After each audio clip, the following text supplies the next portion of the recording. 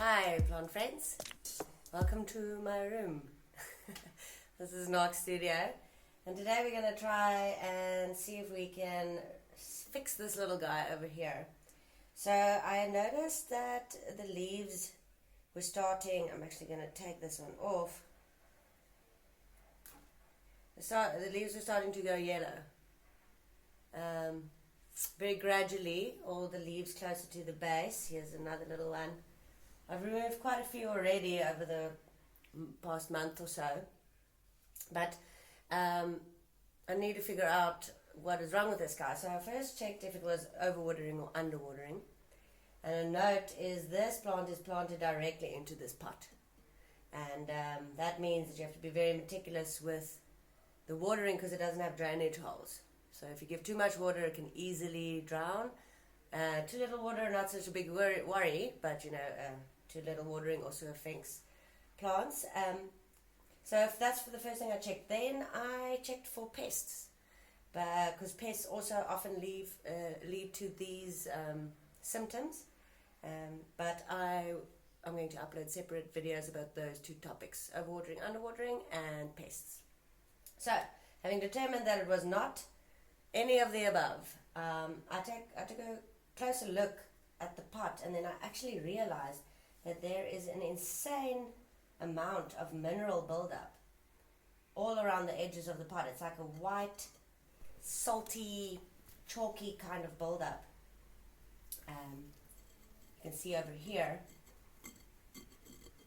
and that means it makes sense because there's no drainage holes. So all of those minerals, especially if you're using tap water, sometimes they put a little bit of too much of this or that in there, which plants don't like. But anyway, over time it starts to build up, and if there's no drainage hole, it doesn't flush away ever. You can't just run it under the tap.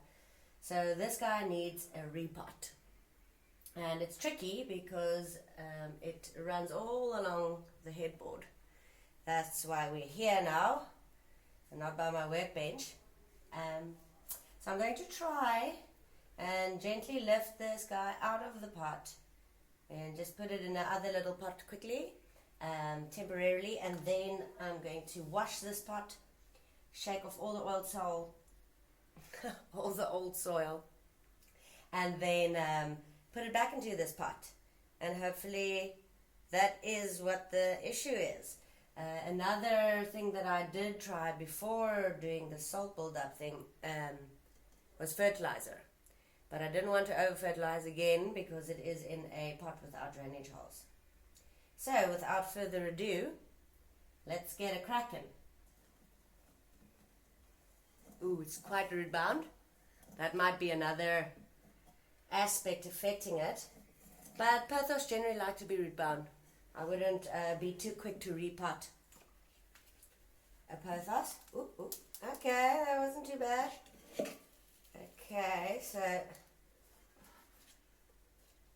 it's working.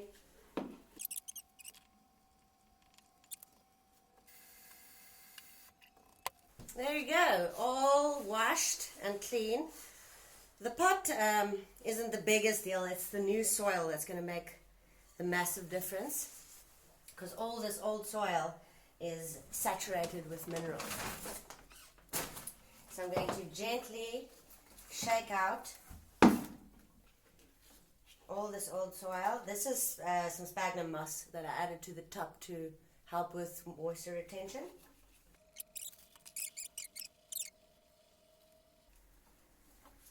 So I just gently shook off all the old soil there. Not all of it, but quite a bit of it. It's looking good. And now to add new soil.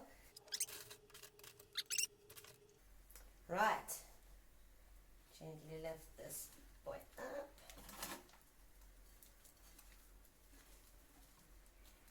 And place it back in.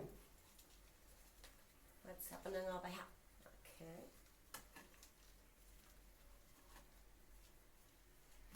Okay.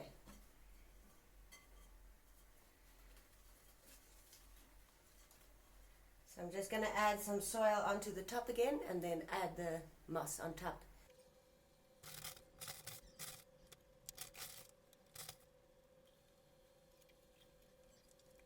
there we go.